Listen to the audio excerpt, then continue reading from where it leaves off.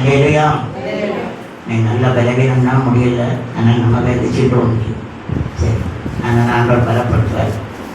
ஊசி கொடுத்தா முடியல, நம்ம கற்று பலப்படுத்துவார். தேவனை நாமும் மகிமைப்பட. சற்று நேர சிந்தனைக்கு ஆதாரமாக எரேமியா 6ஆம் அதிகாரம் 16வது வசனத்தை ஒருவர் வாசியுங்கள். வழிகளிலே நின்று பூர்வ பாதைகள் எவை என்று கேட்டு விசாரித்து நல்ல வழி எங்கே என்று பார்த்து அதிலே நடவுங்கள். அப்பொழுது உங்கள் ஆத்துமாவுக்கு இளைப்பாறுதல் கிடைக்கும் என்று கர்த்தர் சொல்லுகிறார். அவர்களோ நாங்கள் அதிலே நடக்க மாட்டோம் என்கிறார்கள்.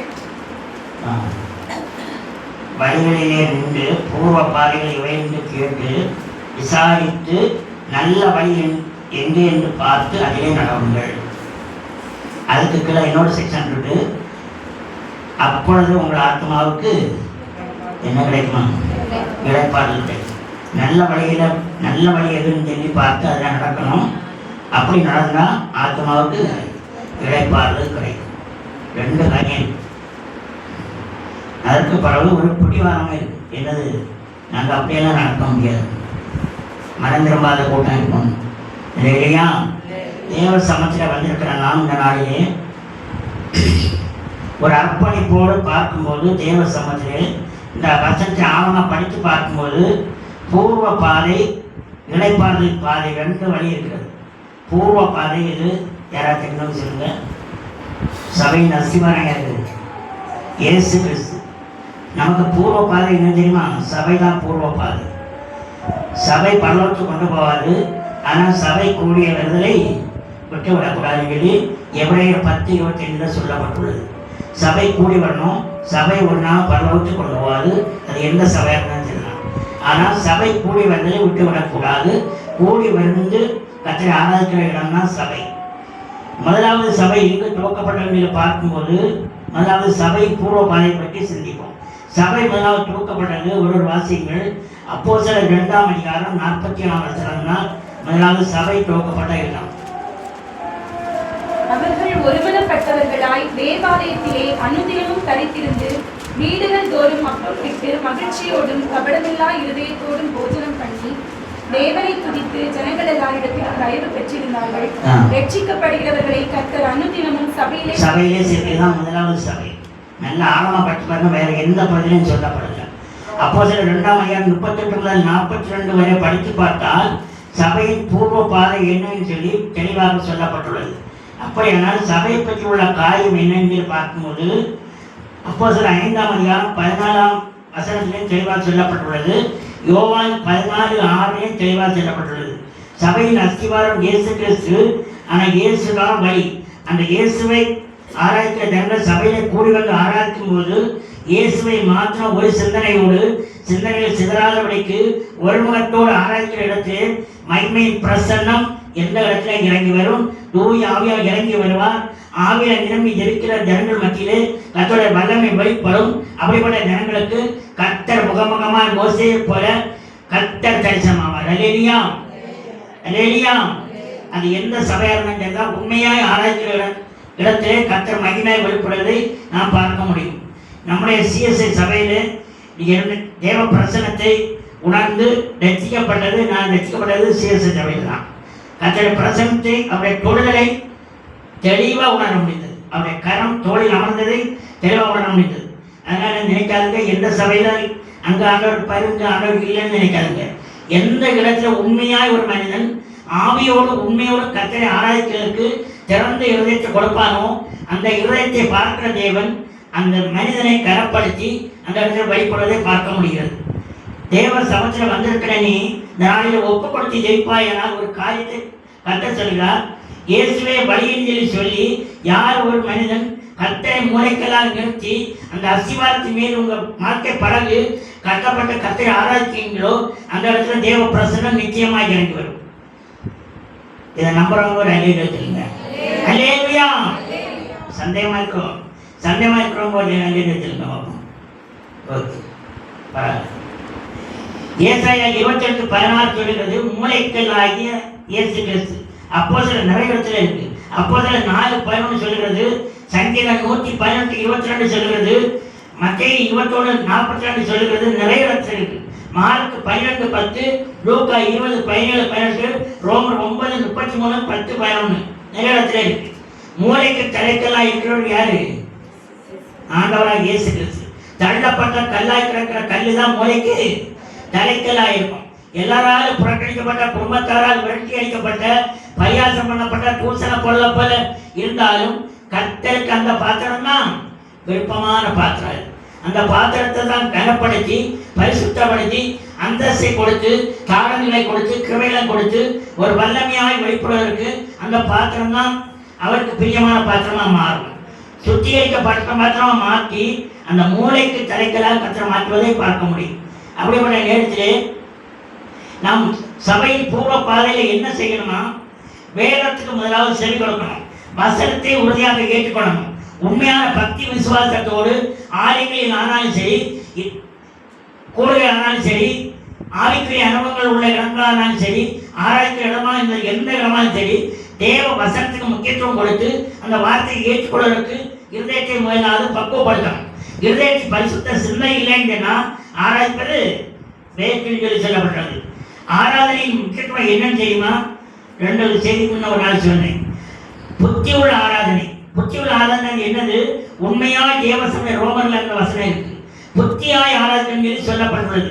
புத்தியாய் ஆராதிச்சேன்னா ஆவியோடு உண்மையோடு கர்த்தருக்கு பயந்து நடுங்கி ஆராதனை தான் புத்தியோட ஆராதனை.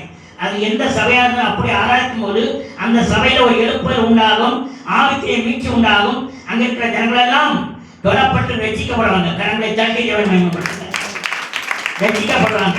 அந்த வசனம் இதயத்துக்குள்ள நுழையக்கூடாதபடிக்கு என்ன தடுப்பு சுவர், என்ன எரிவோ இருக்கிறதோ, என்ன யோர்தான் இருக்கிறதோ எல்லாத்தையும் பிடிங்கி அப்புறப்படுத்தி போட்டு என் தேவனை வசனத்துக்கு நேராக சிந்தனைகளை திருப்பும் போது அந்த வசனம் இதயத்துக்குள்ள நுழைந்து கிரியை செய்வதை பார்க்க முடியும். துன்மார்க்கனை நீதிமானாக மாற்ற அவருக்கு லேசான காரியம். கல்லான இதயத்தை சதையான இதயம் மாற்ற அவருக்கு லேசான காரியம். எல்லாத்தையும் காண்கிற தேவன் உங்கள் பாவத்தை மறைக்காதபடிக்கு எல்லாத்தையும் திறந்து அறிக்கையிடும் போது அந்த வசனம் அழகா கிரியை செய்யும். அல்லேலூயா, அல்லேலூயா. தேவ சமத்துல அந்த நாள் வந்திருக்கிறோம். எதை ஒரு விசுவாச நம்பிக்கையோடு வந்திருக்கிறோம், ஒரு எதிர்பார்ப்போடு வந்திருக்கிறோம் தெரியுமா? முதலாவது என்ன தெரியுமா? ஓசியா 8:12 படிக்கிறேன். கர்த்தர் வேதனையோடு செய்கிற காரியம் எழுதப்பட்டுள்ளது. இந்த இடத்துல கூட வேதத்தை கொண்டு வந்திருக்கணும். திறந்து புரட்டி படிக்க மனமற்ற நிலைமையில ஒரு இடத்துல இருக்கிறீங்க பார்க்கணும். என் வேதத்தின் மகத்துவங்களை அவர்களுக்கு எழுதி கொடுத்து அவைகளை அந்நிய காரியமாக எண்ணினார்கள். இதை யார் சொன்னது? ஏசப்பாவே ஒரு ஊழியக்காரர் மூலமாக, ஆவியானவர் மூலமாக சொல்லப்பட்ட காரியம் சொல்லப்பட்டுள்ளது. அதே காரியம் ஓசியா 12:6 சொல்லப்பட்டுள்ளது. அந்நிய காரியமாக வேத வசனத்தை ஏதோ ஒரு கலப்புக்குன்னு நினைச்சுட்டு அற்பமாய் நினைத்து அசட்டை பண்ணி நிர்விசாரத்துக்கு இடம் கொடுத்து வீணான காரியங்களுக்கு, உலகப்புறமான காரியங்களுக்கு, ஆடம்பரமான காரியங்களுக்கு, உலகத்தின் கவர்ச்சியான காரியங்களுக்கு பின்னோக்கி சென்று சினிமா மோக மயக்கத்திலே செல்வோட எண்ணத்திலே விழுந்து அப்படிப்பட்ட பாவ சேற்ற உழைந்து அதுதான் எனக்கு இன்பம், அதுதான் மகிமை, அதுதான் சுகமாயிருக்குன்னு சொல்லி அந்த வலையிலே இருப்போமானால் நாள் வந்து வரும் பாருங்க. நேற்றைக்கு வீட்டில் படுத்திருக்க மத்தியானம் சாப்பிட்டு படுத்திருந்தேன். கொஞ்சம் ஒரு தெளிவு ஒரு சப்பனம் இடத்த சொன்னா கண்டுபிடிச்சிருங்க. இருக்கட்டு இந்த ஊரில் ஒரு இடத்துல கண்ண மூணு உடனே ஒரு சப்பனம், ஒரு கருத்த குதிரை இருக்கு. அந்த கருத்த குதிரை பொருட்களை முதுகுல ஒரு கருப்பு சூரியனை செமக்க முடியாமல் இழந்து கண்ணில் பாட்டுகளெல்லாம் இன்னைக்கு வீழ்த்தி போட வேண்டியது தெக்கமாரையும் வடக்குமாரையும் ஓடுது. இந்த கிராமத்தில் கிரியேசி ஆவி, இந்த கிராமத்தில் கிரியேசி ஆவி தெரிஞ்சுருங்க. இந்த கிராமத்துக்கு வந்திருக்கவங்க கரெக்டாக தெரியுங்க. சங்காரத்தோடு வருகிறான், ஆராதனை ஆவியை வெளிப்படுத்தினார். அது உண்மை. சங்காரத்தோடு வருகிறான். நாட்களிலே கேடான காரியங்கள் அநேகம் சம்பவிக்கப் போகிறது. அசுத்தங்கள் மூலமாக அநேக ஆபத்துகள் வரப்போகிறது. பொல்லாத விக்கிரகத்தின் ஆவி மூலமாக, அந்த கருப்பு குதிரை மூலமாக, அந்த கருப்பு சூரியனை யார் மீன் அது வீசி போடுவானோ அவன் ஒழிந்து போவது நிச்சயம் சொல்லி சொல்லப்பட்டுள்ளது. அது பிறகுதான் நம்ம தனியாக இருந்து அதை விசாரிக்கும் போது இந்த கிராமத்துக்கு பெரும் கரும் புகை வருகிறது சொல்லி சொல்லப்பட்டது. Hallelujah, hallelujah. மற்ற கிராமத்துக்கு வந்தவங்க அதை நினைக்காங்க. இதே மாதிரி எனக்கு கிராமத்துக்கு வந்தால் என்ன நிலைமையில் அதை உணர்ந்தவன கருத்தாக இருக்கக்கூடிய காலம். சபையின் பூர்வ பாதை என்னன்னு சொன்னா உண்மையாய் கருத்தை ஜெபிக்க அபிஷேகம் எல்லா கிறிஸ்தவர்களும் வேணுங்கிலே இந்த நாளிலே சொல்லப்பட்டுள்ளது. கருத்தாய் ஜெபிக்கிறவர்கள் மத்தியில தான் தேவ பாதுகாப்பு உண்டு. கருத்தாய் ஜெபிக்கிறவர்கள் மத்தியில தான் தேவ பிரசன்னம் இறங்கி வரும். கருத்தாய் ஜெபிக்கிற மத்தியில் தான் தூதர்களின் வல்லமையோடு இறங்கி வந்து தூதர் சேனை அடைக்கலம் கடந்து வரும் சொல்லி ஆவியானவர் தெளிவாக சொல்லுகிறார் இல்லையா? அது இல்லாதபடிக்கு அப்போஸ்தலர் 12ஆம் அதிகாரத்தில் சிறைச்சாலையில் பேரு அதுக்கு முன்ன யார வாழை வட்டி கொண்டாங்க? யாக்கோபு யாக்கோபன் யோவானா சத்தியமாக சொல்லுங்க பார்ப்போம். இது சொன்னா ஒத்துக்குவாங்க புரியுது இல்லையா? அப்ப அடுத்தால யார கொலை செய்ய முக்கியமாக பண்ணாங்க? சிறைச்சாலையில் கட்டிட்டு இருந்தது யாரு? பேதுரு. பேதுரு சிறைச்சாலையில் காக்கப்படுற நேரத்துல என்ன நடந்தது? சபையார் தூங்கினாங்களா? நல்லா தூங்கி சாப்பிட்டு கொரட்டை விட்டாங்களோ? இல்லை. அப்போஸ்தலர் 12ஆம் அதிகாரம் 5, 6, 12 சொல்லுகிறது, சபையார் ஊக்கமாய் கருத்தாய் ஜெபித்த போது அந்த இடத்துல அஸ்திபாரம் எல்லாம் அசைந்து ஒரு அக்கினி இறங்கி வந்து எல்லா கட்டுகளும் தகர்ந்து சுட்டெரித்து திறந்து விழுந்ததை பார்க்க முடிந்தது. எதனால? சபையின் அஸ்திபாரமாகிய கிறிஸ்து அந்த இடத்துல இருந்தபடியினால் அக்கினியின் மேல் அந்த அபிஷேக அக்கினியின் மேல் அவங்க இருந்து ஜெபித்தபடியினால் ஆவியில நிரம்பி ஜெபித்தபடியினால் அந்த ஜெபத்தில் வல்லமை கடந்து வந்து பேதுரு சிறைச்சாலை எங்க ஜெபிச்சு அங்கே இருக்கிறார் கட்டி போட்டிருக்கு. இவங்க சிறைச்சாலையில் இருக்கிற பேதுருக்காக கருத்தாய் ஜெபித்து கொண்டு இருக்கிறாங்க. கர்த்தர் சமீபத்து மாத்திரமா தேவன் இல்ல. 2ஆம் வசனம் உண்டு. தேவ சமத்துல வந்திருக்கிற நாம் ஒரு கருத்தோடு நாளை ஜெபிக்கணும். இல்லத்தில் இருக்கிற கணவருக்காக ஜெபிக்கணும். தூரத்தில் இருக்கிற வெளிதேசத்தில் இருக்கிறவர்களுக்காக ஜெபிக்கணும். தொழுங்க, நெச்சிங்க, பரிசுத்தப்படுத்துங்க, எத்திங்க, அனுகாரம் காத்து பண்ணி ஜெபிக்கும் போது நாள் ஒன்று வரும் பாருங்க, ரட்சிப்பார் கர்த்தர் இல்லையா? கர்த்தருடைய பிரசன்னத்தால் நிரம்பி ஜெபிக்கும் போது ஆவிக்கிற அனுபவம் பெற்ற பிள்ளைகள், அந்நிய பாசை கிருபைகள் பெற்ற பிள்ளைகள் அந்த அடக்கி கொள்ளாதபடிக்கு வைராக்கியமாய் எழுப்பி ஜெபிக்கும் போது திரைத்தால் அஸ்திவாரங்கள் நடுங்கினது போல பவுல் சீலாவை காக்க முடியாமல் அந்த கட்டளம் தெளிவட்டது போல பேதுருவை காக்க முடியாமல் அது ஆழத்தில் விழுந்தது மீது கர்த்தரோட வார்த்தை சொல்கிறது இல்லையா? அதுக்கப்புறம் பார்க்குறாங்க என்ன நடந்தது. பேதுரு எங்க வராரு? தூதன் கூட்டிட்டு போய் எல்லா காவலையும் கடந்து வெளியே பெரிய கதவை திறந்துட்டு வெளியே கொண்டு விட்டு போயிட்டார் இல்லையா? பேதுரு வந்து கதவை தட்டினார். ஜெபிக்கிறவங்க என்னன்னு பார்க்குறாங்க. அவங்களுக்குள்ள ஒரு அவிசுவாசம் இல்லையா? ஆனா பேதுரு தான் ஒரே ஒரு ஆளு சொல்றது. அந்த வசனங்களை படித்து பாருங்க, தெளிவாக சொல்லப்பட்டுள்ளது. அவிசுவாசம் இருக்கிற இடத்துல கர்த்தர் கிரியை செய்யவே முடியாது. விசுவாசித்தால் தேவனுடைய மகிமை காண்பான் சொல்லி சொல்லப்பட்ட மாத்திரத்திலே கதவை திறந்து பார்க்கிறாங்க. பேதுரு இருக்கிறார் இல்லையா? எதனால கருத்தாய் ஜெபித்த ஜெபம். அது ஒரு தியான புக்கில் போட்டிருக்கு. இதுதான் முதலாவது இரவு ஜெபம் என்று சொல்லப்பட்டுள்ளது. கரந்தட்டி தேவனை மகிமைப்படுத்தினார். பேதுரு சிறைச்சாலையிலே காக்கப்பட்ட போது அது காக்கப்பட்ட இருந்த நேரத்திலே அவன் விடுதலைக்காக சபையார் கூடி அந்த இல்லத்தை கூடி ஜெபித்த போது அந்த இரவு ஜெபத்தின் அசைவு பெரிய ஒரு மாற்றத்தை அந்த கிராமத்தில் மாத்திரமல்ல அந்த பட்டணத்திலே கொண்டு வந்து அசைக்கப்படவில்லை வேதத்தில் எழுதப்பட்டுள்ளது இல்லையா? இதுதான் முதலாவது இரவு ஜெபம் என்று சொல்லப்பட்டுள்ளது. 2 தீமோத்தேயு 4ஆம் அதிகாரம் 3 முதல் 5 வரை படித்து பார்த்தால் ஊழியம் செய்கிறவங்க உண்மையாக ஊழியம் செய்யும் போது சபையில இருக்கிற தீமைகள் எல்லாம் மாறி, கவர்ச்சியான ஆடம்பரங்கள் எல்லாம் கூத்தாரம் மாறி, அந்த கள்ளர் கொள்கையெல்லாம் மாறி ஒரு இழப்பலை அக்கி சபையில ஊற்றப்படுதில்லை சொல்லப்பட்டுள்ளது. ஊழியம் செய்யற உண்மையாக ஊழியம் செய்யணும். நண்பர்களோடு கத்தற்காக ஊழியம் செய்யணும். கர்த்தருடைய வார்த்தை சொல்கிறது. 2:5 சொல்கிறது, பாடு, நிந்தை, அவமானம், அடி, உடை எல்லா நெருக்கமும் சமீபமாய் வரும். 4ஆவது திசையிலிருந்து கடந்த ஒரு உண்மைதான். ஆனால் கர்த்தருக்காக முன்வைக்க காலை பின்வைக்காதபடிக்கு எது நடந்தாலும் கர்த்தருக்காக ஓட வேண்டியது உண்மையாக உழைஞ்சும் போது சபையாரான் சரி எதுவாரான் சரி உண்மையாக உழைஞ்சிடும் போது கர்த்தருடைய பிரசன்னத்தால் நிரப்பப்பட்டு அந்த ஊழியக்காரனை கர்த்தர் அக்கினிமயமா மாற்றுவார் இல்லையா? அதன் மூலமாக சபையிலே அந்த பூர்வ பாதை ஒரு பரிசுத்த பாதையாக மாறி ஒரு பூரணப்படுவதை பார்க்க முடியும். அங்க இருக்கிற ஜனங்கள் மேல் ஆவியானவர் வெள்ளமாய் ஊற்றப்படுவதை பார்க்க முடியும். மழை போல ஊற்றப்படுவதை பார்க்க முடியும். சீர்ஷ சபையில் ஆவியானவர் ஊற்றப்பட வேண்டாம் நினைக்காதுங்க. உண்மை அதுவல்ல.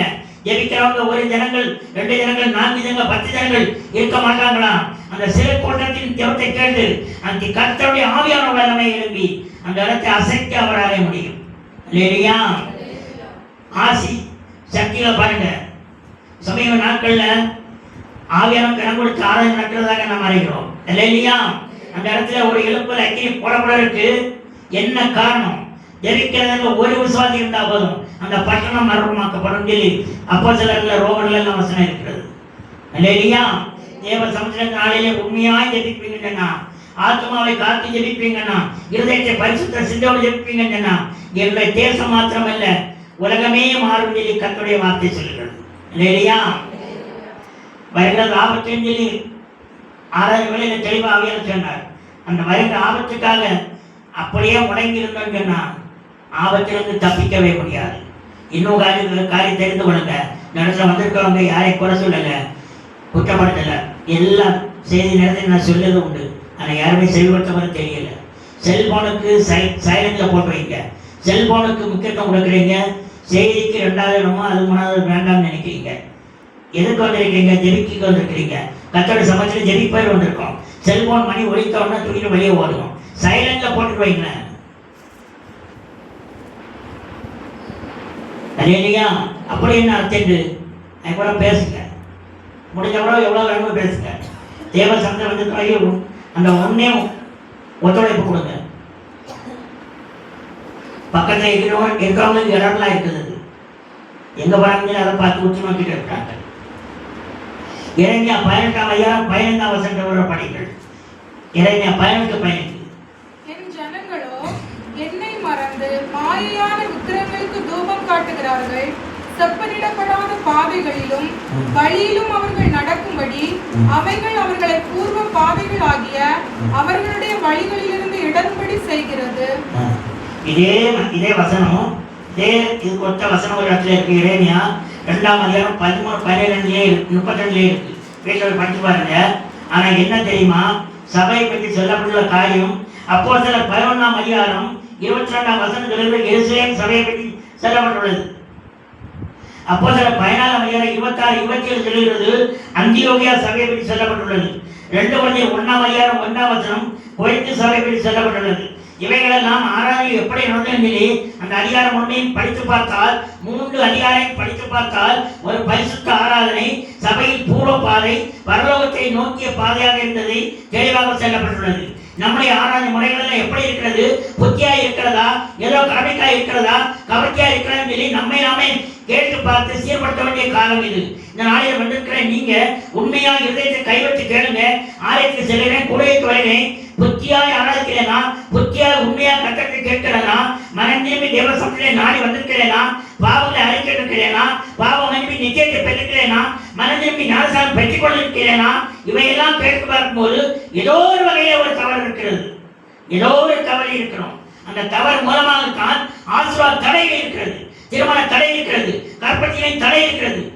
எடுக்கிற முயற்சியெல்லாம் காரியம் வாய்க்கலன்னு சொல்வதற்கு காரணம் கர்த்தர் அல்ல, நாமே அந்த காரணம். அல்லேலூயா. புத்தியாய் ஆராய்ச்சி ஆவியோடு உண்மையோடு ஆராய்ச்சி மறக்கிற அந்த இருதயத்தை சீர்படுத்துவதற்கு ஒப்புக்கொடுங்க. இருதயம் சீர்பட்டால்தான் எல்லா சிந்தையும் பரிசுத்தமாகும்.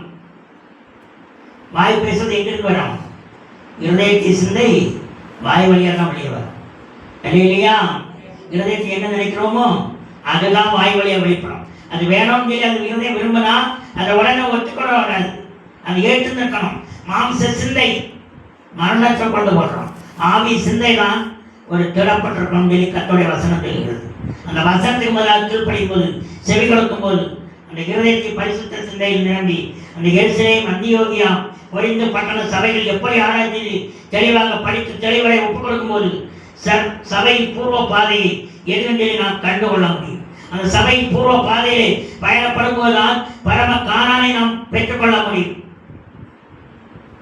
பரம கானானுக்குள்ள எத்தனை பேர் போனாங்க சொல்லுங்க? காலேபும் மீதி உள்ளவங்க எங்க போனாங்க? கத்தோடு நடந்தாங்க, பெருசப்பாங்க நிறைய பேர் வந்தாங்க, உண்மைதான். ஆனால் மீதி உள்ளவங்கன்னா ஏதோ ஒரு வழியில் வந்து போறாங்க. காலேப்பு ஒரு வார்த்தை ஒரு இடத்துல சொல்லியிருக்காரு. அவர் அந்த வார்த்தையினால் நான் திட நம்பிக்கையில பலப்பட்டு இந்த சேனை வலியுறுத்தப்பட்ட மீறி சொல்லப்பட்டுள்ளது. அப்படின்னா எவ்வளவு வேதனைப்பட்டிருப்பாங்க பாருங்க. அவங்க என்னன்னா ஒரு இடத்துல வசனம் இருக்குது, ஆவிய உள்ளான மண்ணில பரிசுத்தமாகி கர்த்தர் சொன்ன வார்த்தைக்கு பயணப்பட்டு சென்றாங்க சொல்லப்பட்டுள்ளது. அதன் மூலமாக தான் காரியப்புடைய வழி பரிசுத்த வழியாக இருந்தது. அதுதான் சபையின் பூர்வ பாதை. அந்த பூர்வ பாதை மூலமாக ஒரு ரட்சிப்பு கடந்த என்ன ரட்சிப்பு? கர்த்தர் சமீபமாக இருக்கிறார் இந்த ரட்சிப்பு. கர்த்தரோடு நடக்கிற அனுபவத்தோடு நடக்கும்போது மீட்பு சந்தோஷம் பரம காணனை சுதந்திர ரட்சிப்பு கடந்து வந்தது. இந்த நாட்களிலே பரலோகத்தை நோக்கி தான் நம்முடைய பயணம் இருக்கிறது. ஆனால் நம்மளுக்கு என்ன தவறுன்னு சொல்லி அதை அழைத்து அதை கழுவி ரத்தத்தால் கழுவி சுத்திகரிக்காதபடிக்கு, பாவத்தை விட்டு விலகாதபடிக்கு, மனதிரும்பும் மனமற்ற அந்த எரேமியாவில் சொல்லப்பட்ட வண்ணமாக, எரேமியா 2:13-32 சொல்லப்பட்ட வண்ணமாக இருப்போமானால் யாருமே ஒன்றும் செய்ய முடியாது. அல்லேலூயா. வெளிப்புள்ள தொட்டி என்ன தொட்டி? ஆடம்பரங்கள், கலாச்சாரங்கள், கீழ்ப்படியாமைகள், புறங்கூறுகள், காம விகாரங்கள் நிறைய வெளிப்புள்ள தொட்டி. அது எனக்கு போதனையில் அப்படியே இருக்கணும். அந்த வெளிப்புள்ள தொட்டியை சீர்படுத்துவதற்கு ஒப்புக்கொள்வேன்னு சொன்னா தண்ணி ஊற்றின அந்த வெளிப்புள்ள தொட்டியை சிந்தி போகும். அல்லேலூயா. அது சீர்படுத்துவதற்கு அந்த வெளிப்புள்ள தொட்டி யார் யார் ஒப்புக்கொள்வீங்களோ நாளைய கர்த்தர் சீர்படுத்தி ஒரு புத்துயிர் ஊட்டப்பட்ட புதிய பாத்திரமாக மாற்றி உருவேற்படுத்தி தருவேன் என்று கர்த்தர் வாக்கு கொண்டார். கரங்களை தட்டி தேவன் வேண்டும். அதுதான் சபையின் பூர்வ பாதை. அந்த பாதையை பயணப்பட என்ன பரிசுத்தப்படுத்த கேளுங்க. அதுதான் மேன்மையான பாதை. அந்த பாதையில் செல்லும் போதுதான் யோவான் 14:2-3 சொல்லப்பட்ட வண்ணமாக சபையை தம்முடன் கர்த்தர் அழைத்து செல்ல முடியும். 10 கனிகள் ஆயத்தமா இருந்தாங்க. மத்தேயுவில் எழுதப்பட்டுள்ளது 10 கனிகள். எத்தனை பேர் போனாங்க? 10 பேர் போனாங்களா? போக முடியல. எதனால? ஜீவட்டி அபிஷேகம் இல்லை. ஜீவட்டி அணைந்து போது எண்ணெய் இல்லை.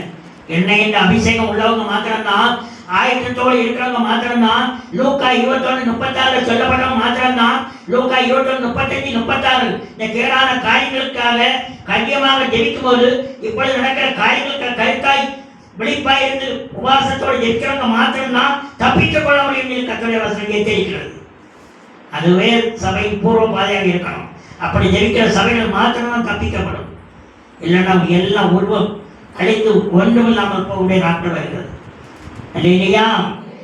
அந்த எச்சரிப்பு வசனம் எதிர்த்து சொல்லப்படுறது. விளைத்திருந்து காத்திருந்து கருத்தாய் ஜெபிக்கிற ஜவாபி ஒரு ஊழிய பிள்ளைக்கானாலும் சரி, ஒரு விசுவாசிக்கானாலும் சரி, அப்படி ஜெபிக்கும் போதுதான் கிறிஸ்தவர்கள் மத்தியில மாத்திரமல்ல நம்முடைய தேசமே அசைக்கப்படும். கரங்களை தட்டிக்க வேண்டும். அது வேற மாற்றமே இல்லை. யோவான் 15:7 சொல்லுகிறது, இயேசு முன்னிலே இருக்கிறாரா? இயேசு இல்லத்தில் இருக்கிறாரா? கர்த்தரில் நிலைத்திருக்கிறாயா? இதயத்துக்குள்ள இயேசு இருக்கிறாரா? கேட்டுப்பார். என்னோட இயேசு இருக்கிறாரா? இல்லத்தில் இயேசு இருக்கிறாரா? இல்லத்தின் தலைவர் இயேசு வசனம் மாத்திரம் மாற்றிட்டு இருக்கிறோம். இல்லத்தில் இயேசு இருக்கிறாரு உன்னை கேட்டுப்பார். இல்லத்தில் யாருக்கு மரணம் கொடுக்கிறோம்? இயேசுக்கு மரணம் கொடுக்கிறோமா? டிவி சேனலுக்கு மரணம் கொடுக்கிறோமா? செல்போனுக்கு அடிமைத்தனத்துக்கு மரணம் கொடுக்கிறோமா? சினிமா கடமை நாள் ஓடிக்கொண்டிருக்கிறோமா? உன்னை நீயே கேட்டுப்பார். கர்த்தர் கடினமாக ஆவியானவர்கள் எச்சரிக்கிறார். கர்த்தர் சொல்கிற வார்த்தை, இந்த நாளிலே மனம் திரும்ப ஒப்புக்கொடு. சபையின் பூர்வ பாதையை பயணப்படு. அந்த பூர்வ பாதையில் பரிசுத்தம் இருக்கிறது. அந்த பூர்வ பாதையின் மூலமாக தான் ஒரு மகிமையின் ஆசீர்வாதம் இல்லத்தை தேடி வரப்போகிறது. அதை இழந்து போவாயானால் பரிசுத்த இடமாக மாறி போவாய். பரிசுத்தத்துக்கு ஒப்புக்கொடு. கர்த்தர் பரிசுத்தராய் இருக்கிறது போல உன்னுடைய ஆலயமாகிய உன்னுடைய சரீரத்தை தூய்மைப்படுத்தி போடாதே. ஆலயத்தில் செல்லும் போது உன் நடையை காத்துதல் வேதம் சொல்கிறது. சகல காவலோடு இதயத்தை காத்துக்கொள். உண்மையான விசுவாசத்தோடு ஆலயத்துக்கு கர்த்தரை ஆராதிக்க வேண்டும். ஆவியோடு உண்மையோடு ஆராதிக்கும் போதுதான் அந்த பரிசுத்தமான பூர்வ பாதையை நீ கண்டுபிடிக்க முடியும். அந்த பூர்வ பாதையில் செல்லும் போதுதான் உன்னுடைய பரிசுத்தமான சிந்தை பரிசுத்தத்துக்கு மேல் பரிசுத்தமாக வளர முடியும். அது இல்லாதபடிக்கு ஏதோ ஒரு காரியமா வந்திருக்கிறேன், கடமைக்காக வந்திருக்கிறேன் சொன்னா ஒன்றுமே செய்ய முடியாது. கர்த்தர் கூட உதவி செய்ய முடியாது. இல்லையா? ஒவ்வொரு கிராமங்களையும் ஒவ்வொரு இல்லங்களையும் இந்த நாளில் ஒப்பு கொடுத்து ஜெபிங்க. எவ்வளவு ஆபத்து சூழ்நிலை இருக்கிறது, எவ்வளவு ஆபத்து வரப்போறோம் சொல்லி கடினமா ஜெபிக்கணும், போராடி இருக்கணும், உபாசத்தோடு ஜெபிக்கணும். ராக்காலங்களை முடிப்பந்தால் எழுப்பி ஜெபம் பண்ணுங்க. உபாச கூட்டங்களை பங்கெடுத்து ஜெபம் பண்ணுங்க. உண்மையான விசுவாசத்தை உண்மையான உபாசம் வந்து ஜெபம் பண்ணுங்க. இரவு குழுக்களில் பங்கெடுத்து ஜெபம் பண்ணுங்க. அது ஆலயமானாலும் சரி கூடுதலானாலும் சரி உண்மையாய் கர்த்தரை கேளுங்க. கர்த்தர் சமீபத்துக்கு மாத்திரமல்ல தூரத்துக்கு தேவனாயிருக்கிறீர். என்னோடு பேசும் சொல்லி கேளுங்க. கர்த்தர் வல்லமையாக வெளிப்படுவதை பார்க்க முடியும். அதுவே சபை பூர்வ பாதை. சபையில இயேசு இல்லைன்னு நினைக்காதுங்க. எங்கும் வியாபிச்சிருக்கிற கர்த்தர் இயேசு கிறிஸ்து. கரங்களை தட்டி தேவன் சர்வ வல்லமையுள்ள தேவன், அந்த சராசரங்களை படைத்த தேவன், என்னை உன்னை படைத்த தேவன், எல்லாத்தையும் சர்வ லோகத்தையும் படைத்த தேவன் இயேசு கிறிஸ்து மாத்திரமே. அவரால் எண்ணி ரட்சிப்பு இல்லை. அப்போஸ்தலர் 4:12 சொல்கிறது, அவரால் எண்ணி ரட்சிப்பு கிடையவே கிடையாது. அவரால் எண்ணி மீட்பு கிடையாது. புத்தியோடு ஆராதனை செய்கிற மாத்திரம்தான் தப்பிக்க முடியும். இந்த நாட்களிலே புத்தியில்லாத ஆராதனை செய்யும் போது, கடவைக்காக மாறுவேடம் தரித்து யோசனை இல்லாமல் செய்யும் போது எல்லாவற்றையும் வந்து போவாய். அவன் அபிஷேகம் பெற்றவனாக இருந்தாலும் சரி, கிருபையிலே நிலைத்திருக்கணும், கிருபையிலே பலப்படணும். இந்த நாட்களில் ஒப்பு கொடுத்து ஜெபிக்கும் போது, கர்த்தருடைய வசனத்துக்கு செவி கொடுக்கும் போது, இதயத்தை திறந்த இதயத்தோடு கர்த்தரை நோக்கி பார்க்கும் போது, வாசல்களை நின்று கருவை கட்டுகிற தேவனுக்கு இதயத்துக்கு இடம் கொடுக்காதபடிக்கு வெளிப்படுத்தல் 3:20 படி கீழ்ப்படி செயல்பட ஒப்பு கொடுக்கிறவனே தப்பிக்கப்படுவான். அல்லேலூயா, அல்லேலூயா. கர்த்தரை நிலைத்திருக்கிறவன் நான் தப்பிக்க முடியும். இயேசுவோடு நடக்கிறவன் நான் தப்பிக்க முடியும். இயேசுவோடு பயணப்படுகிறவன் நான் தப்பிக்க முடியும். இயேசுவோடு சேர்ந்து இருக்கிறவன் நாம் தப்பிக்க முடியும். 2 தீமோத்தேயு 1:14 சொல்லுது, பரிசுத்த ஆவியினால் தான் அது முடியும். பரிசுத்த ஆவியினால் மாத்திரம் தான் காத்துக்கொள்ள முடியும். பரிசுத்தமாக காத்துக்கொள்ள முடியும்னா எதனால காத்துக்கொள்ள முடியும்? நம்முடைய சுயபலத்தால் முடியாது. பரிசுத்த ஆவியினால் மாத்திரம் தான் காத்துக்கொள்ள முடியும். பரிசுத்த சிந்தை உள்ளவங்க பரிசுத்த ஆவியினால் மாத்திரம் தான் காத்துக்கொள்ள முடியும் சொல்லி வேதம் சொல்லுகிறது. அல்லேலூயா. பிலிப்பியர் 3:20-21 சொல்லுகிறது. ஒருவர் படிக்கிறது. 3:20-21. நம்முடைய குடியிருப்போ பரலோகத்தில் இருக்கிறது. அங்கே இருந்து கர்த்தராயிருக்கிற இயேசு கிறிஸ்து என்னும் இரட்சகர் வர எதிர்பார்த்து கொண்டிருக்கிறோம். அவர் எல்லாவற்றையும் தமக்கு கீழ்ப்படுத்தி கொள்ளத்தக்க தம்முடைய வல்லமையான செயலின்படியே நம்முடைய அற்பமான சரீரத்தை தம்முடைய மகிமையான சரீரத்துக்கு ஒப்பாக மறுரூபப்படுத்துவார். நம்முடைய குடியிருப்பு எங்க இருக்கு? பொம்மையா இருக்கு, பேங்க் அக்கௌண்ட்ல இருக்கு. ஒண்ணுமே இதெல்லாம் தூரப்பட்டு போக முடியாது, குப்பை. நம்முடைய இருக்க வீடு என்னது? வாடகை வீடு. கர்த்தர் நமக்கு வாடகையாக தந்த வீடு, கொஞ்ச நாள் இருந்துட்டு போற வீடு. இல்லையா? எந்த நித்திய நித்திய நித்திய நித்திய 1000 இல்ல கோடி மடங்கு கோடி வருஷம் கர்த்தரோடு நிலைத்திருக்கிற அனுபவம் பரலோகமே. கடந்தற்கு தேவன் மையப்படுத்து. அந்த பரலோக ராஜ்யத்துக்கு நேராக செல்வதற்கு என்ன வழி இருக்கிறது? அது சபையின் பூர்வ பாதை. அது என்ன பாதை? கர்த்தரோடு நடக்கிற பாதை. அது என்ன வழி? நானே வாசல் என்ற வழி. அது எங்க இருக்கு? யோவான் 10:9 இருக்கிறது. நானே வாசல். கர்த்தர் வைத்திருக்கிற வாசல் வழியா பிரவேசிக்கிறவன் தான் உண்மையான ஊழியக்காரன், உண்மையான விசுவாசி, உண்மையான கிறிஸ்தவன் சொல்லி சொல்லப்பட்டுள்ளது. பரவாசலோட பரவன் யாரு? திருட, பிசாசு, சாத்தான். அவன் திருடுக்கு தான் வருவான். இல்லையா? நேர் வழியா போறவன் தான் கர்த்தரி வாசல் வழியாய் போறவன் தான் கர்த்தர் வழியில் நடக்கிறவன் தான் உண்மையான விசுவாசின்னு சொல்லப்பட்டுள்ளது. அவன் தான் பிரதிபலனை பெற்றுக் கொள்வான், பூர்வ பாதையை பெற்றுக் கொள்வான் என்று சொல்லப்பட்டுள்ளது. இல்லையா? தேவன் தருகிற சமாதானம் எதற்கு தெரியுமா? உண்மையாய் தேவ சமூகத்தில் அமர்ந்திருந்து 1 மணி நேரம் கருத்து அந்த வேதத்தை படித்து பாருங்க. ஒரு சிந்தனையில வராது. பாருங்க, உண்மையா செல்போன் அப்படின்ட்டு அந்த வசனங்களை படித்து ஆவியில பலனை ஒப்பு கொடுங்க. எல்லா இருளான கிரியைகளும் ஓடிப்போம். இல்லையா? இல்லையா? எபேசியர் 3:16 முதல் 19 வரை ஒரு சத்தியம் சொல்லப்பட்டுள்ளது. ஆவியினாலே உள்ளான மனுஷரில் வல்லமையிலே பலப்படணும். அப்ப என்ன? இருளின் கிரியைகள் அழிக்கப்பட ஒப்பு கொடுத்து ஜெபிக்கும் போதுதான் உள்ளான மனுஷன் உருவாக்கப்பட முடியும், பரிசுத்தமாக்கப்பட முடியும். உண்மையான நம்பிக்கையில பலப்படும் போதுதான் அவன் புதிதாக்கப்பட்ட மனிதனாய் மாற முடியும். இல்லையா? சகலமும் புதிதாக்கப்படணும்னா என்னது? உண்மையான விசுவாசம் வேணும். விசுவாசிக்கிறவனுக்கு எல்லாம் கூடும் என்று சொல்லப்பட்டுள்ளது.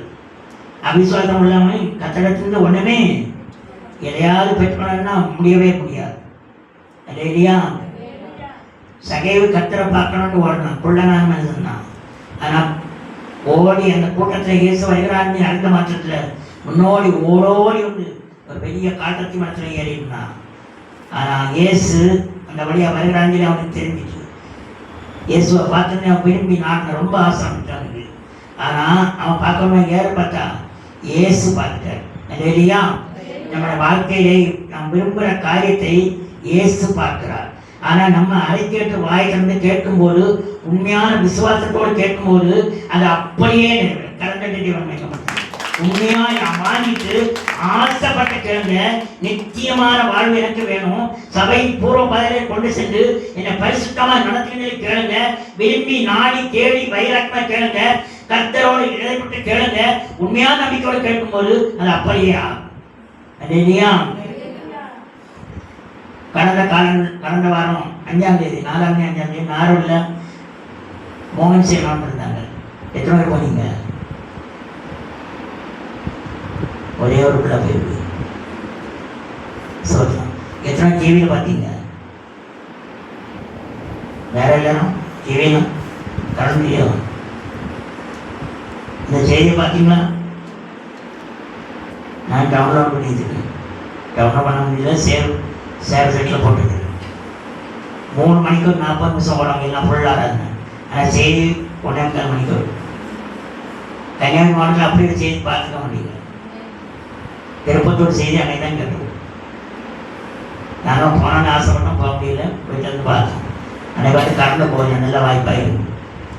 இல்லையா? இந்த நாளில் அதுக்கு போக மாட்டோம். எங்கே போவோம்? விஜய் கூட்டத்துக்கு போவோம். 41 பேரை இழந்துருக்கு தமிழ்நாடு. இன்னைக்கு பழி இங்கே முக ஸ்டாலின் மேலே வந்து கவனமாக ஜெபம் பண்ணுங்க.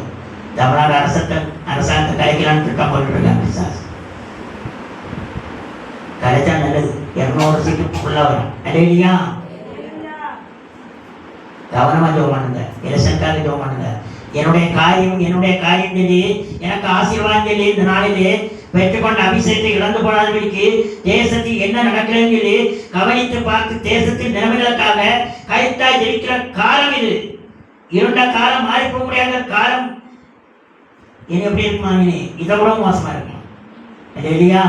அதான் அந்த கருத்தை குதிரை கருப்பு சூரியனை சொல்லிட்டு போகுது. எங்கே கொண்டு போகணும்னு தெரியும். ஏதோ ஒன்று நடக்க போகுது. இல்லையா? ஏதோ நடக்க போகுது, அது மட்டும் நிச்சயம். ஆனால் கருத்தா ஜெபித்தால் நம்முடைய தாக்கம் மட்டுப்படுத்தப்படும். அவ்வளோதான். நடந்தாலும் அழிவு கொஞ்சம் குறையும். அவ்வளோதான். எல்லாவற்றையும் சபையின் பூர்வ பாதையில் செல்கிறோம். எப்படி இருப்பானா? வெளிப்படுத்தல் 21:7 ஜெயம் கொள்கிறவனா இருப்பானா? புதிதாக்கப்பட்ட அனுபவத்தோடு இருப்பானா? அவன் உயிர் மீட்சி பெற்றவனாக இருப்பானா?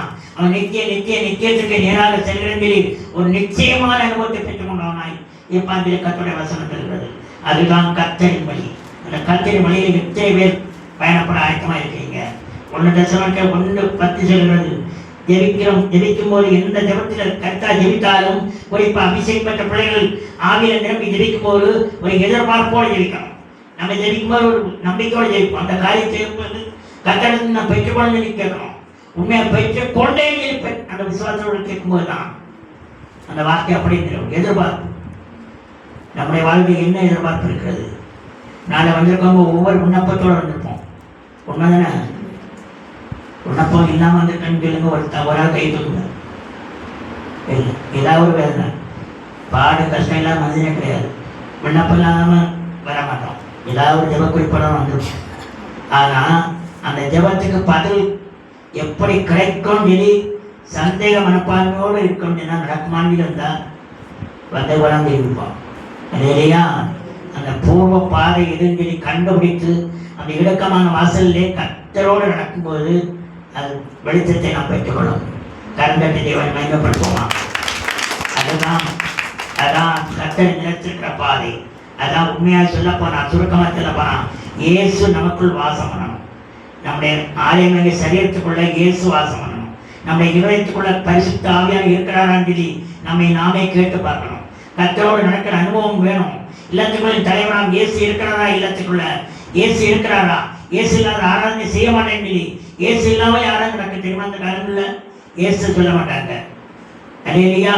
அது இல்லாதபடிக்கு இயேசுவோடு தான் நான் ஆராதிப்பேன், இயேசுவோடு நான் தான் ஆராதிப்போம், இயேசு பரிசுத்த ஆவியோட நான் தான் ஜெபிப்போம்.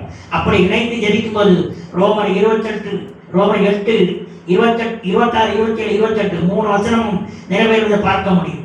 பரிசுத்த ஆவியில நிரம்பி ஜெபிக்கிறவங்க ஆவியானவரோடு ஒன்றிணைந்து ஜெபிக்கும் போது அந்த ஜெபத்துக்கு பதில் பன்மடங்காக வருகிறது.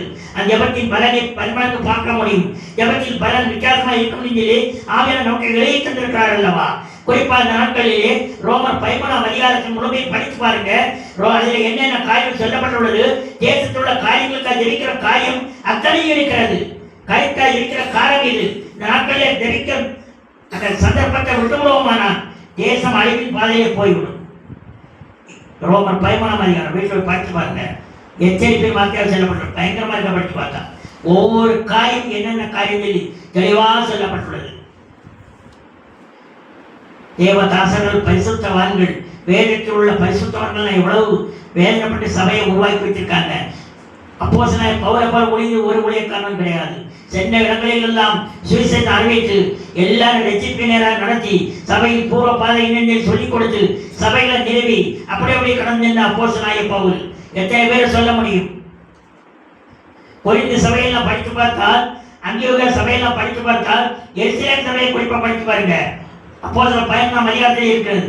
எருசலேம் சபை எப்படி தாவிக்கப்பட்டது, எருசலேம் நகருக்கு என்ன வேதனை வந்தது, சபைக்கு என்ன இளைஞர் அவதூறு வந்தது, என்ன நெருக்கம் கண்ணீர் வேதனை வந்தது, எத்தனை பேர் துன்பப்பட்டாங்க, எத்தனை பேர் இரத்த சாட்சியம் மறித்தாங்கன்னு சொல்லி படித்து பாருங்க. அப்படி இரத்தம் சிந்தி சம்பாதித்ததுதான் திருச்சபை. அல்லேலூயா. இந்த நாட்கள் எப்படி இருக்கிறது? சிஎஸ்ஐ மட்டும் எல்லாம் தான். இல்லையா? அதை கட்டணும், இதை கட்டணும், மேலே கட்டணும், எல்லாம் கொடுங்க. என்னத்தை கொடுக்குறது? பைபிளை தான் கொடுக்கணும். பைபிள் கொடுக்கலாம். இல்லையா? அதில் உண்மையான நம்பிக்கையோடு ஆயத்தமுள்ள சபைகளாக இருக்கிறது. கர்த்தருடைய வசனத்தில் இருக்கிறது. ஆயத்தமுள்ள சபைகளாக இருக்கணும். அப்படிப்பட்டவர்கள் தான் யோவான் 14:2-3 சொல்கிறது. அப்படிப்பட்ட சபையை தான் கர்த்தர் தம்மோடு அழைத்து செல்வார் என்று சொல்லப்பட்டுள்ளது. கரந்தட்டி தேவன் உற்சாகமாக கொடுத்தார். பரிசுத்த சபை அதுதான். ஆயத்தமுள்ள சபை அதுதான். கர்த்தர் விரும்புகிற ஆராதனை அதுதான். புத்தி உள்ள ஆராதனை நடக்கிற சபை அது. தேவன் விரும்புகிற ஸ்தலம் அது. அந்த ஸ்தலத்துல தான் கர்த்தர் வாசம் பண்ணி அப்படிப்பட்ட விசுவாசிகளை தான், அப்படிப்பட்ட ரட்சிக்கப்பட்ட ஜனங்களை தான், அப்படிப்பட்ட ஆவியான கனம் கொடுத்து ஆராய்ச்சி செய்கிற சபையை தான் கர்த்தர் வழியை காயப்படுத்தி தம்மோடு அழைத்து செல்வாராம். இல்லையா? அது இல்லாதபடிக்கு சனங்காத்தனம், கடமை, களியாட்டு அது விரும்பி இருக்குமான உலக பிராரமான காரியங்களுக்கு முதலிடம் கொடுத்து இருப்போமானால் ஒன்றுமே செய்ய முடியாது. கர்த்தர் கைவிட்டு விடுவார். கர்த்தர் கைவிட்டால் என்ன நடக்கும்? ஒன்றுமே சொல்ல வேண்டியதில்லை. இல்லையா? முதலாவது தேவனுடைய ராஜ்யத்தோடைய நீதியையும் அப்பொழுது இவைகள் எல்லாம் உங்களுக்கு கூட கொடுக்கப்படும். சபையின் பூர்வ பாதை கர்த்தருக்கு முதலிடம் கொடுக்கணும். கர்த்தருக்காக ஆராதனை செய்யணும். உலகத்துக்கு ஆராதனை இல்லை. புத்தி உள்ள ஆராதனையாக செய்யணும். புத்தியாய் ஆராதனை செய்யணும். புத்தி உள்ள ஆராதனை என்ன தெரியுமா? ரோமர்ல இருக்கு. ஜீவப்பலியாய் நம்முடைய ஆவி ஆத்மா சரீரத்தை ஒடுக்கி உண்மையா தேவசனம் அமர்ந்திருந்து அது உண்மையாய் ஆராய்ச்சி தான் புத்தி உள்ள ஆராதனை. நம்ம ஜீவனையே அர்ப்பணித்து கர்த்தர் சமத்தில் அமர்ந்திருக்கலாம் புத்தி உள்ள ஆராதனை வேதத்தில் ரோமர்ல வசனம் இருக்கிறது. இல்லையா? அந்த புத்தி உள்ள ஆராதனை எத்தனை பேர் நினைத்திருக்கிறோம்? நாளைய கர்த்தர் எனக்கு ஒரு காரியம் செய்வார், நான் நம்பி வந்திருக்க காரியத்திலே வெற்றி அடைய போகிறேன், ஜெயம் கொள்ள போகிறேன். அப்படி எத்தனை பேர் வந்திருக்கிறோம்? அறந்தோட்டிக்காக எத்தனை பேர் வந்திருக்கீங்க? அல்லேலூயா. நான் கர்த்தரிடத்திலிருந்து நன்மையை நான் நாளிலே பெற்றுக்கொண்டுதான் திரும்பி செல்ல போகிறேன். கர்த்தர் எனக்கு நன்மை செய்வார். கர்த்தர் என்னை ஆசீர்வதித்து உயர்த்துவார். எனக்கு அபிஷேகம் தருவார். புதிய கிருபைகளை தருவார். தாழ்ந்துகளை மகிமையாக தருவார். கிருபையில பலப்பட வைப்பார். ஆவியின் கைகளை தருவார். பிரதிபலனை பிரகாசத்தோடு எனக்கு தருவார். எத்தனை பேர் கேட்பீங்களோ அந்த நாளில் சர்வ சபையின் பூர்வ பாதை மூலமாக கர்த்தர் நாளிலே தந்து அனுப்ப போகிறார். எருசலேம் சபையை போல ஆராதிக்கணும். அந்தியோகியா சபையை போல ஆராதிக்கணும். கொரிந்து பட்டணத்து சபைகள் எப்படி இருந்தது, பாடுகள் என்ன இருந்தது, அந்த வேதனைகள் மத்தியில் சுவிசேஷம் எப்படி பரவினது, அந்த சபைகளை கொண்டு கர்த்தர் என்ன செய்தார் நான் படித்து ஆவியில பலனடைய வேண்டும். அதுதான் புத்தி உள்ள ஆராதனை. நாளில் மனந்திரும்ப ஒப்பு கொடுங்க. அது இல்லாதபடிக்கு இறைமையாக சொல்லப்பட்டவனமாக நாங்கள் கேட்க மாட்டோம். நான் ஒன்றுமே செய்ய முடியாது. எரேமியா 2:13-32 கர்த்தர் வேலையோடு ஆவியானவர் எழுதி வச்சிருக்கிறார். என்னை மறந்து போனார்கள் சொல்லப்பட்டுள்ளது. கர்த்தரை மறந்து போனால் எப்படி இருக்கும்? நம்ம வாழ்க்கை எப்படி இருக்கும்? விசாரத்தை கூடாரத்தை கொண்டு வீட்டுக்கு வச்சுருவோம் இல்லையா? கூட ஒரே முட்டடியாக தான் இருக்கும் இல்லையா? சொல்ல வேண்டியதில்லை. தேவ சமைச்சம் நாளிலே என்னதுக்கு என்ன தவறு இருக்குது இதை ஒப்புக்கொடுங்க, மனம் திரும்ப ஒப்புக்கொடுங்க. மற்ற அழகாசியப்படுத்துவார். ரெண்டாவது ஒரு காரியத்தை சொல்லி முடியும். முதலாவது சபையின் பூர்வ பாதை. அந்த பூர்வ பாதையில் செல்லும்போது இனிமையான அனுபவத்தை பெற்றுக்கொள்ள முடியும். அந்த கர்த்தரின் பாதையில் செல்லும்போது தான் இந்த இனிமையான அனுபவம். என்ன இனிமையான அனுபவம்? பரலோக வாழ்வு. இரண்டாவது மத்தேயு 11:28-29. சீக்கிரமாக நேராது. வருத்தப்பட்டு பாரம் சுமக்கிறவர்களே, நீங்கள் எல்லாரும் என்னிடத்தில் வாருங்கள், நான் உங்களுக்கு இளைப்பாறுதல் தருவேன். நான் சாந்தமும் மனத்தாழ்மையுமா இருக்கிறேன். என் முகத்தை உங்கள் மேல் ஏற்றுக்கொண்டு என்னிடத்தில் கற்றுக்கொள்ளுங்கள், அப்பொழுது உங்கள் ஆத்துமாக்களுக்கு இளைப்பாறுதல் கிடைக்கும். இளைப்பாறுகிற பாதை. இளைப்பாறுகிற பாதை என்னது? இளைப்பாறுகிற பாதை எங்கே இருக்குது? நாம் பூமியில் கர்த்தர் கொடுக்கப்பட்ட நாளிலே முடிவிட்டு அந்த ஜீவன் போகிற நேரத்தில் அடக்க முடிவாங்க, அப்படிதானே? மண்ணுக்கு வச்சிருவாங்க. ஆனால் ஆவி ஆத்மா எங்கே இருக்குமா? உயிர் எங்கே இருக்கும்? கர்த்தர் யாரு கண்டாலும் கர்த்தர் கண்ட இயேசு விட்ட போயிடும். ஆத்மா எங்கே இருக்கும்? தெரிந்தவங்க சொல்லுங்க வார்த்தை சொல்லுங்க. வேதத்தை படிக்க வெளிப்படுத்த படிச்சு பாருங்க. யாராவது சொல்லுங்க. சீடி சொல்லுது. என் பேர் எழுதான் போடுறாங்க. அப்போ தான் தப்பிக்கலாம், எழுத்து விடணும். அப்போ தான் பைபிளை படிக்க மனம் வரும். நன்மைக்கு தான் இல்லை, அப்படின்னா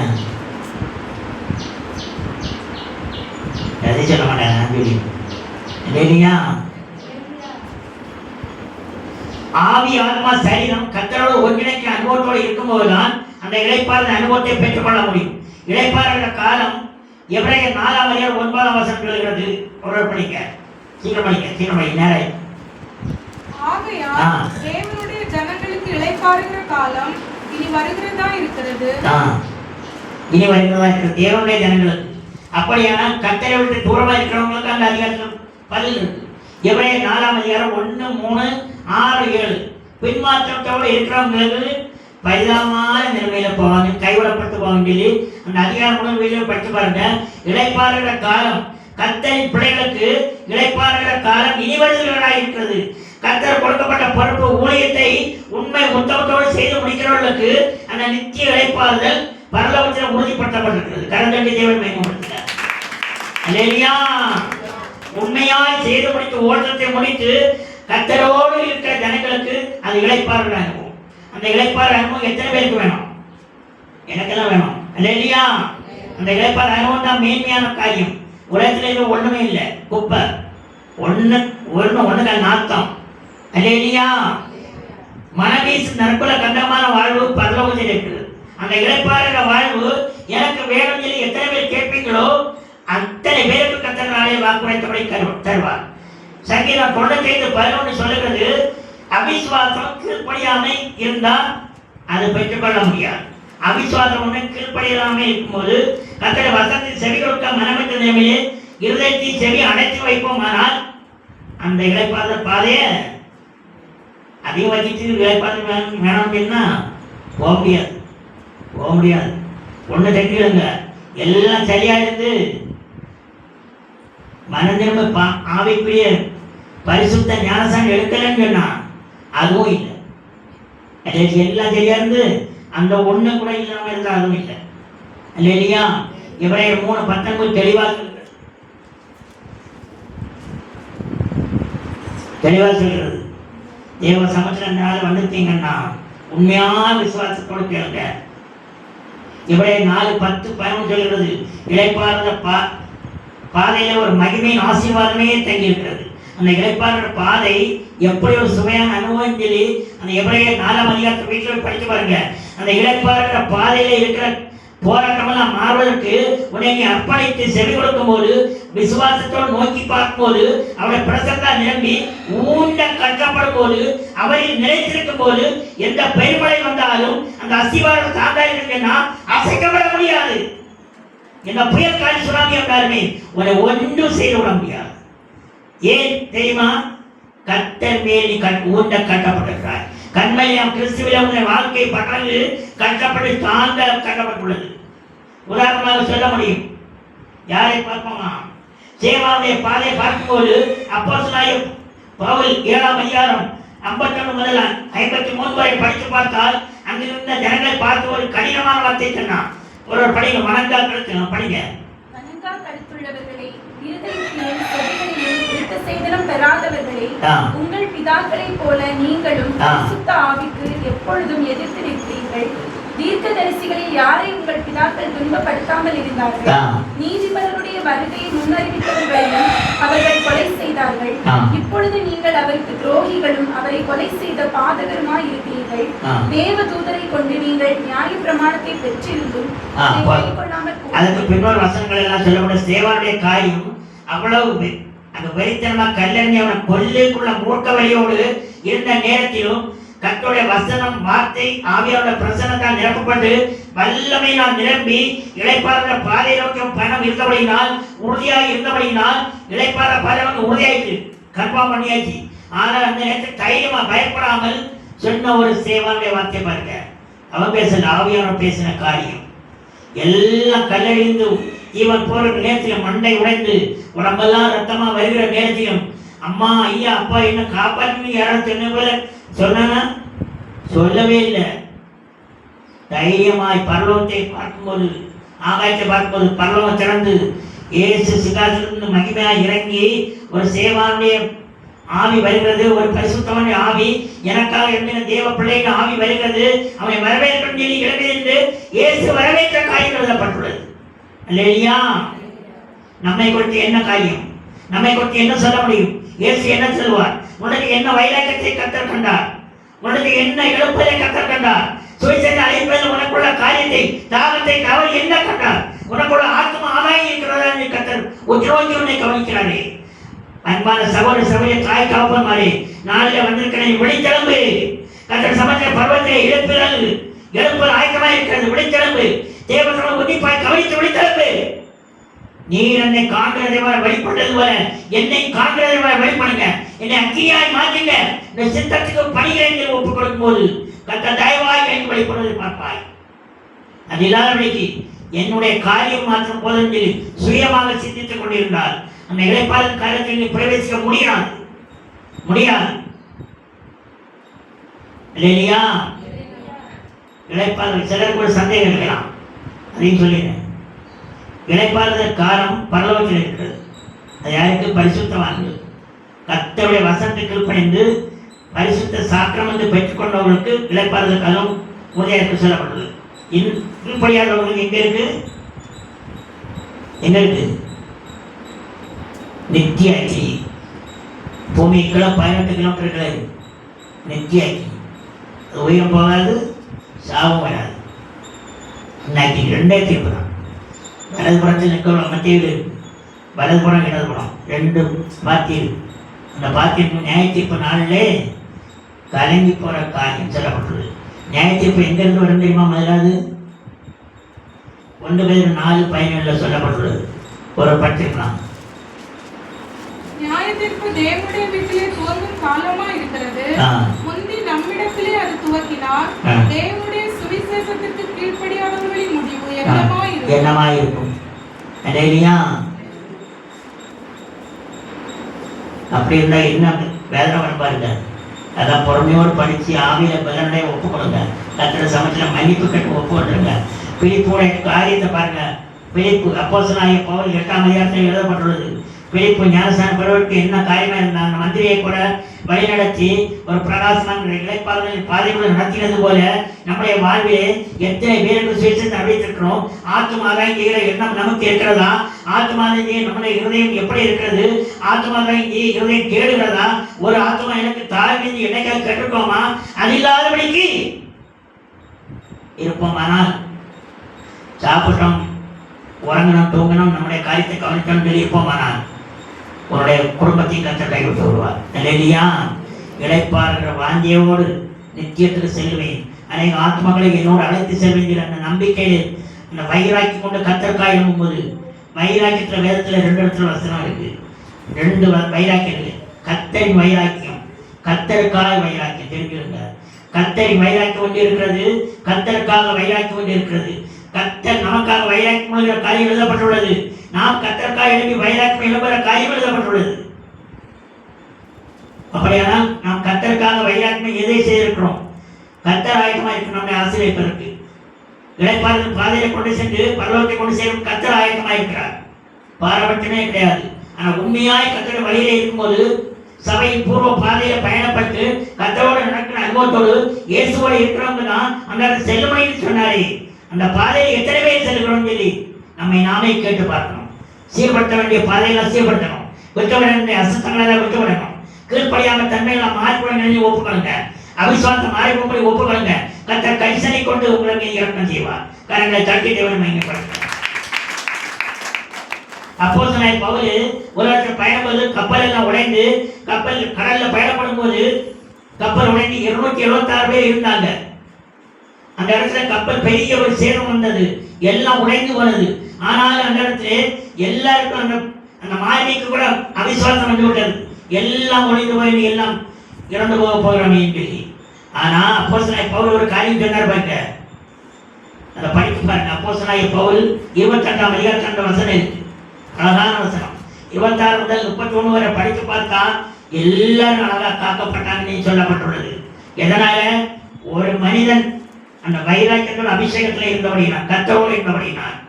ஒரு மனிதன் தேசத்துக்காக கருத்தா ஜெயிப்பானால், ஒரு சேவான் ஒரு கிராமத்திலே இருப்பானால், ஒரு அப்போஸ்தலனாகிய பவுல் சபையிலே இருப்பானால், ஒரு மோசே ஒரு கிராமத்திலே இருப்பானால், எந்தோ தேசம் அசைக்கப்பட்டிருக்கும். இல்லையா? கரங்களை தட்டி தேவனை மேம்படுத்துவோமா? மோசையாக மாற்றுங்க, தேவையாளாக மாற்றுங்க, ஒரு எஸ்தராக மாற்றுங்க, ஒரு கிரியோனாக மாற்றுங்க. வல்லாத கிரிகளை ஒளிப்படுறதுக்கு என்னை ஆயத்தப்படுத்துங்க. இளைப்பாறுதல் பாதையை பயணப்பட பரிசுத்தப்படுத்துங்க. வல்லாத கிரிகளை அழைக்கப்பட ஒப்புகளுக்கு என்ன ஆயத்தப்படுத்த ஒப்புகளுங்க. கர்த்தர் அதை விரும்பி அதை உங்களை ஏற்றுக்கொள்வார். இல்லையா? ஆலோசனை கருத்தால் அழகாக நடத்துவதை பார்க்க முடியும். அவையே ஆலோசனை தருவார். மற்ற 7, 13, 14 இடுக்கமான வாசல் தான். அவர் பயணப்படுற வாசல், கர்த்தர் அழைக்கிற வாசல் இடுக்கமான வாசல் தான். ஊழியங்கள் உலகில பெரிய வேலை ஊழியம் தான், ஆனால் கடினமான வேலையும் அதுதான். இல்லையா? என்னெல்லாம் வரும்? ஒழிந்ததா என்னெல்லாம் வரும்? சந்தோஷமா இல்லாமோ? எங்களை பயமா? வேற பயம். இப்ப நல்லா மைக் பிடிச்சி பேசுறேன், நல்லா உள்ள தெரிந்தவங்களுக்கு ஒரு சிலர் தெரியும். அதனால கர்த்தருக்காக ஓடுகிறது பிரதானமான ஆசீர்வாதம். அது ஒரு ஆசீர்வாதம். கெட்டவங்க இது அது ஒரு ஆசீர்வாதம். நல்லா கேட்க அங்கே ஒழியாது. மோகன் அடிக்கடி சொல்லுவாங்க, எங்களுக்கு அந்த மாதிரி தான் தூசி நல்லா எழுது, நல்லா பேப்பர் போட்டேன்னா எழுது, ஒட்டு பேப்பர் ஒட்டு, அதை கிட்டெல்லாம் பயப்படவில்லை. இல்லையா? கர்த்தருக்காய் வைராக்கியமாய் இளம்பருக்கு கர்த்தர் அழைத்த அழைப்பிலே உறுதியாக இருக்கிறோம். தேவன் தருகிற பந்தய பொருளை பெருமையாக அப்போஸ்தலனாகிய பவுல் ஓடினது போல நான் இருக்கிறேன். கரண்டடி தேவனை மேம்படுத்துகிறேன். இல்லையா? வைராக்கியம் அப்படி எல்லா கிறிஸ்தவர்களுக்கும் வேணும், எல்லா விசுவாசிகளுக்கும் வேணும், எல்லா சபைகளும் அங்கத்தினர்களுக்கும் வேணும். பதவி பொறுப்புல மண்ணாங்கட்டியில இருந்தா போதாது. உண்மையான விசுவாசத்தோடு கர்த்தர் அழைத்த அழைப்பில் உண்மையாக இருக்கணும். ஓட்டுப்பாடு நான் மூஞ்சி திருப்பிட்டு போறது இல்லையா? அது இல்லாதவனுக்கு உண்மையான நம்பிக்கையோடு இருக்க மனமற்ற நிலைமையில இருக்குன்னா நீ வேற இடத்துக்கு ஓடிக்கணும். இல்லையா? கர்த்தருடைய வசனம் ஒரு இடத்துல இருக்கு, மத்திய 10:22 சொல்கிறது, முடிவுபடி நான் நினைத்திருப்பவனே ரட்சிக்கப்படுவான். அதுதான் கடைசி முடிவு பரியந்தம். எது முடிவு பரியந்தம்? உண்மையாய் கர்த்தருடைய வழியில நடக்கிறோம். அவர் அழைத்த அழைப்பு வரைக்கும் உண்மையாயிருக்கணும், அது பூர்ணப்படும் வரைக்கும் உண்மையாயிருக்கணும். அதான் இளைப்பாறுதலின் பரிசுத்த வழி. அந்த இளைப்பாறுதல் வழி எத்தனை பேருக்கு வேணும்? அதில் போகும்போது என்ன கிடைக்கும் தெரியுமா? அது என்ன நடை தருவான்னு நினைக்கிறீங்க? வெளிப்படுத்தல் 7ஆம் அதிகாரம் 14 முதல் 17 வரை ஒன்றையும் படிச்சிருங்க. வெளிப்படுத்தல் 7:14 முதல் 17 வரை சத்தமா தெளிவா படிங்க. அதற்கு நான், ஆண்டவனே, அது உமக்கே தெரியும் என்றேன். அப்பொழுது அவன், இவர்கள் மிகுந்த உபத்திரவத்திலிருந்து வந்தவர்கள், இவர்கள் தங்கள் அங்கிகளை ஆட்டுக்குட்டியானவருடைய இரத்தத்திலே தோய்த்து வெளுத்தவர்கள் ஆனபடியால் இவர்கள் தேவனுடைய சிங்காசனத்திற்கு முன்பாக இருந்து இரவும் பகலும் அவருடைய ஆலயத்திலே அவரை சேவிக்கிறார்கள். சிங்காசனத்தின் மேல் வீற்றிருக்கிறவர் இவர்களுக்குள்ளே வாசமா இருப்பார். இவர்கள் இனி பசி அடைவதும் இல்லை, இனி தாகம் அடைவதும் இல்லை, வெயிலாவது உஷ்ணமாவது இவர்கள் மேல் படுவதும் இல்லை. சிங்காசனத்தின் மத்தியில் இருக்கிற ஆட்டுக்குட்டியானவரே இவர்களை வைத்து இவர்களை ஜீவ தண்ணீர் உள்ள ஊற்றுகள் அன்றைக்கு நடத்துவார். அதுக்கு என்ன தெரியுமா அர்த்தம்? என்ன தெரியுமா? நீ படிஞ்சா படிக்க தேவன் தாமே மிகுந்த உபத்திரவத்திற்கு வந்தவர்கள். என்ன உபத்திரவம்? கத்தரை ஊழியத்திலே பூமியில் வாழ்ந்த நாட்களிலே, கத்தருக்காய் ஊழியத நாட்களிலே அடி உதைப்பட்டு கொலை செய்யப்பட்டவர்கள், இல்லையா? இரத்த சாட்சியாய் மரித்தவர்கள். கன்னியாகுமரி மாவட்டம் கத்தரை அடைந்து கொள்வதற்கு எத்தனை சேவாங்க மரித்திருந்தாங்க தெரியுமா? மோகன் நாயக் சொன்னபோட புக்கில் படிச்சிருக்கேன், தெளிவாக சொன்னாங்க. நூற்றுக்கணக்கானவர்கள் வெட்டி கொலை செய்யப்பட்டாங்க. அதே போல உள்ள இரத்த சாட்சியம் மரித்தவங்க பரலோகத்தில் இருக்கிறாங்க. கரங்களை தட்டி தேவன் அதான் மிகுந்த உபத்திரவத்தில் வந்தவங்க இளைப்பாறுதலில் இளைப்பாறி கொண்டிருக்கிறாங்க. பரிசுத்த மகிமையை பெற்றுக் கொண்டிருக்கிறாங்க.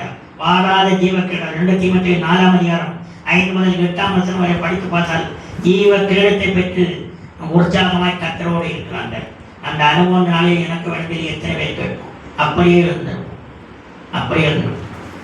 சபையின் பூர்வ பாதையில் என்னை பயணப்படுத்தி என்னை கொண்டு சென்று அந்த இளைப்பாறுதல் ராஜ்யத்தை கொண்டு சேர்ந்து எத்தனை பேர் விரும்பி கேட்பீங்களோ, கத்தர் அந்த ராஜ்யத்திலே இந்த நாளிலே கொண்டு சேர்ப்பதற்கு வார்த்தை தருவார், உறுதிப்படுத்துவார். அதை உறுதிப்படுத்துகின்ற நாளிலே தயவு செய்து உண்மையாய் மனதில் ஒப்புக்கொள்ளுங்க.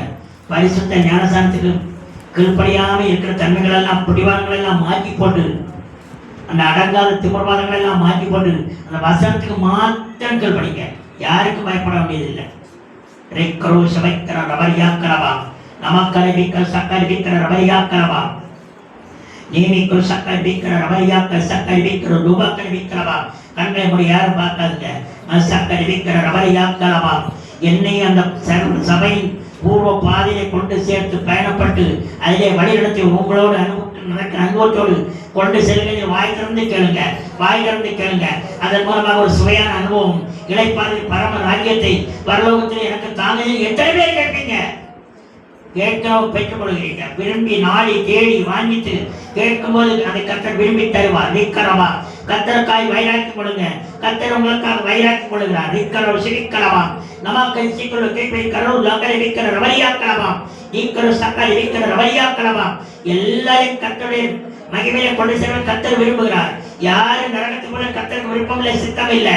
விரும்பி நாடி தேடி வாங்கிட்டு கேளுங்க, அதையே கத்தர் தருவார். கரம் உயர்த்தி கேளுங்க, வலது கரத்தை உயர்த்தி கேளுங்க. ரெக்கரு சிரிக்கிறவா, வாக்களி விற்கிற சக்கரை விற்கிற ரோத்தாக்கரை விற்கிற ரவரியாக்கிறவா, நமாக்கரி சக்கரை விற்கிற ரவரியாக்கரை விற்கிறவா, நமாக்கிறவா. அர்ப்பணித்த பிள்ளைகளை கண்ணோக்கி பாருங்கப்பா. வலக்கரம் உயர்த்தி உங்களை நோக்கி பார்க்கிறவங்களை கத்தர் பரிசுத்தப்படுத்துங்க. சபையின் பூர்வ பாதையை கொண்டு சென்று பரிசுத்தமான வழியை கொண்டு சென்று வழிநடத்த போற கிருபைகளுக்காக ஸ்தோத்திரம் செலுத்துகிறோம். அந்த இளைப்பாறுதல் ராஜ்யத்தில் கொண்டு சேர்க்க போற கிருபைகளுக்காக ஸ்தோத்திரம் செலுத்துகிறோம். இளைப்பாறுதல் காலம் இனி வருகிறதா இருக்கிறது. எவரைய 4:9 சொல்லி இருக்கிறீங்க. அந்த வார்த்தை மெய்யான வார்த்தையாக வந்திருக்கிற ஜனங்கள் மேல், அத்தனை ஜனங்கள் மேலும், அத்தனை பிள்ளைகள் மேலும், அத்தனை விசுவாசிகள் மேலும், அத்தனை பிள்ளைகள் உடைய நிறைவேற்றி கொண்டிருக்கிறோம். அப்பா, ஒரு அக்கினியை ஊற்றுங்க. பரிசுத்த தலத்தை பொங்கி வழிபடி ஊற்றுங்க. ஆவியான வெள்ளமாய் ஊற்ற பாருங்க. ரெக்கரு சிரிக்கிற ரவரியாக்கிறவா, நமாக்கர மக்கள் சக்கரை விற்கிற ரோத்தாக்கிறவா, நமாக்கல் சக்கரை விற்கிற வாரியாக்கிறவா, ஜெயிக்கிறவா, ஜெயிக்கிறவா. யாரோ ஒருவர் உள்ளத்தில் சந்தேக பிசாசு இசைக்கிறவா, ஜெயிக்கிறவா, குமட்டி கொடுத்து கொந்தளிப்பு வருகிறது. ஜெயிக்கிறவா, அந்த கொந்தளிக்கிற பிசாசு அப்புறப்படுத்தே நிமிக்கிற உன்னை கர்த்தர் நேசிக்கிறார். இசைக்களை விற்கிற ரவரியாக்கிறவா, நமோக்கர மக்கள் சக்கரை விற்கிறவா, லோக்கர மக்கள் சக்கரை விற்கிறவா. சந்தேகப்படாமல் நம்பு, அவரை மாத்திரம் விசுவாசி. என்னையும் பலப்படுத்துவதை நம்பு, அவரோடு நடக்கிற அனுபவத்தோடு ஜீவிக்க ஒப்புக்கொடு. கர்த்தர் பிரகாசமான வழியை உனக்கு காட்டுவார். நிக்கணுமா அந்த வழியில தான் நீ வழிநடத்தப்படுவாய் என்று கர்த்தர் நிச்சயமாய் சொல்கிறார். அந்த இருதயமும் மறக்கிறது. இருதயத்தின் சிந்தைகளை விட்டு தூரமாய் விலகி, அசுத்த சிந்தைகளை விட்டு தூரமாய் விலகி கர்த்தர் உன்னை பரிசுத்தப்படுத்தி ஆயத்தப்படுத்துவார். நிக்கணுமா நந்தியப்பா நிசிப்பை துரோக்களை வைக்கிற வழியாக்கிறவா நமக்கிறவா இழைப்பாதல் பாதியாகி அந்த பரிசுத்த வழியிலே கொண்டு நிலைநிறுத்த போற கிழல் கண்டிப்பா எல்லா சர்வ சேனையும் நாள் ஒன்று வரும்போது மத்திய அமைப்பில் நியாயத்தீர்ப்பு நாளில் எக்கால ஊதப்படும் போது நீங்க வெளிப்பட போற கிழமையில சோத்திரம் இருக்கிறோம். அந்த நியாயத்தீர்ப்பு நாளை விரும்பி நாளை நாம் கையோனை சொல்லப்பட்டுள்ளது. தன்னுடைய கிருபை தங்கியிருக்கட்டும். பரிசுத்தமாய் அடங்கி கிருபையில பலப்பட அவருடைய நேச கருத்தில் அடங்கிட்டு கர்த்தர் கிருபை தாருங்க. கர்த்தரை பலப்பட இயேசுவின் நாமத்தில் ஆசீர்வதிக்கிறோம் பிதாவே. ஆமென் ஆமென். அமர்ந்திருந்த தேவனே